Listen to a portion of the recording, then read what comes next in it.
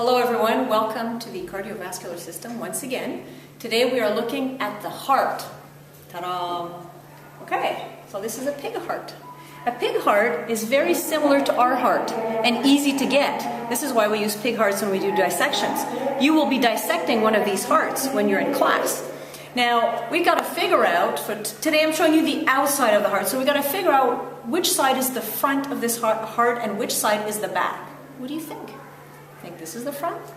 Do you think this is the front? This side or this side? Well, actually, this is the front of the heart. The tip here is called the apex.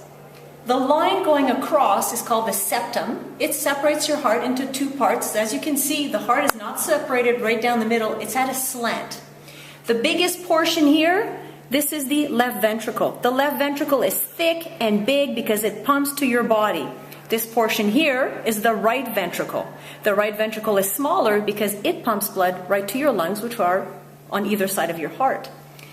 This flap over here and this flap over here, these are two atriums or atria, okay? In French we call them oreillettes because they do look like little ears.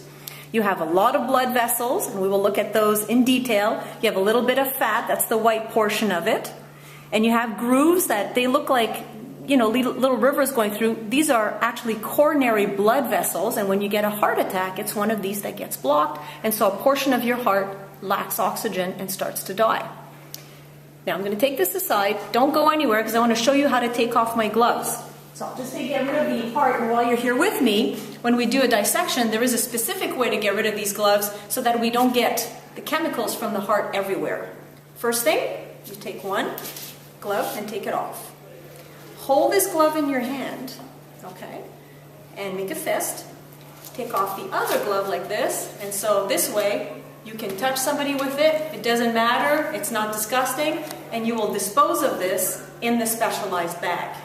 Alright, so here we are now looking at the inside of the heart. Before I give you too much details about the inside of the heart, let me tell you how big your heart is. The size of your fist is pretty much the size of your heart. Your heart is nestled in your ribcage between your two lungs. The apex, the tip of the heart, slants towards the left side. So that's where your heart is, okay? Your heart beats about 75 times a minute. Some of us less, some of us more. That's approximate. And it pumps about 10,000 times a day, the contraction. So that's huge. Now let's look at the inside of your heart. Now the one thing you're going to notice is that it is the opposite of you looking here.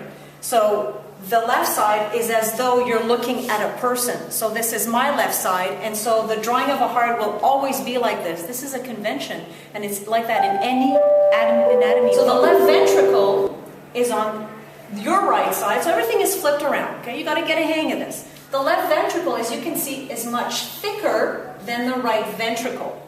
There's a reason for that. It's because it's more muscular, okay? And it's more muscular because it pumps blood to your whole body, which is far, and it has to come back.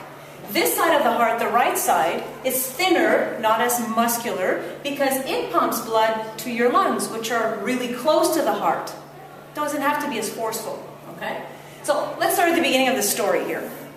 Let's start with your lungs. You take one deep breath. Oxygen goes in, diffuses in your capillaries, right? From your alveoli to your capillaries. Eventually, this oxygenated blood makes itself to the pulmonary veins. It enters your heart via the left atrium. The left atrium contracts a little bit, but it's a receiving chamber. Goes through valves here. Goes through the left ventricle. The left ventricle forcefully pumps this out. The action of your heart goes with the ventricles. The portion of your heart that's very muscular are the ventricles. The blood goes out through the aorta. The aorta is a big blood vessel, goes behind your heart all the way to the groin area, and it splits along the way, okay? Throughout the body, oxygenated blood is delivered. This blood is used by your tissues, CO2 is produced, and now CO2 has to come back. How does this CO2 come back? Goes into all kinds of little venules and veins, and eventually, inferior vena cava from the bottom of your body has the CO2 blood, and superior vena cava from the top of your body.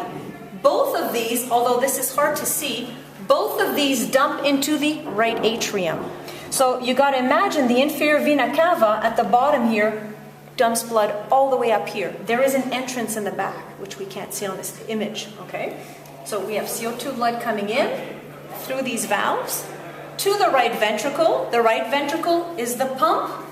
Out the blood goes through the pulmonary arteries, and to the lungs this blood goes. All your heart does is kick the blood. It's like your soccer ball is losing some speed. Here you come, give it a good kick so it can keep going. Your heart has nothing to do with emotions. You know, when somebody breaks your heart, it's not true. They actually break your brain. You know what I mean? There's nothing there. We used to think it was a center of emotions, but that has nothing to do with what the heart really is. Now, let's look at these valves here. On the left side, it's the bicuspid. Why? Because there's two leaves attached to this valve. On the right side, it's the tricuspid. How to remember which is which? Think of tri has an R and right has an R. Right side and tri go together. The tricuspid valve would have three leaves.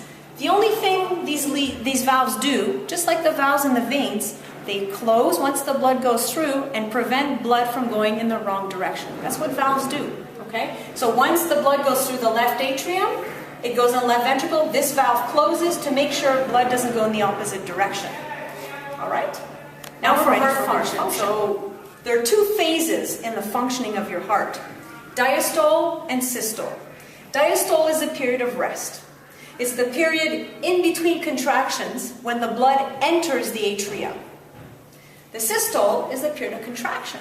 Remember, your heart is made up of two pumps, two independent pumps separated by the septum. You've got the left pump, which pumps to the body, and you've got the right side of the heart, or the right pump, that pumps to the lungs. Now, the contraction phase of the atria happens very quickly, and within just a few seconds, the ventricles contract. This is the systole. Okay, so these are the two phases of the heart function.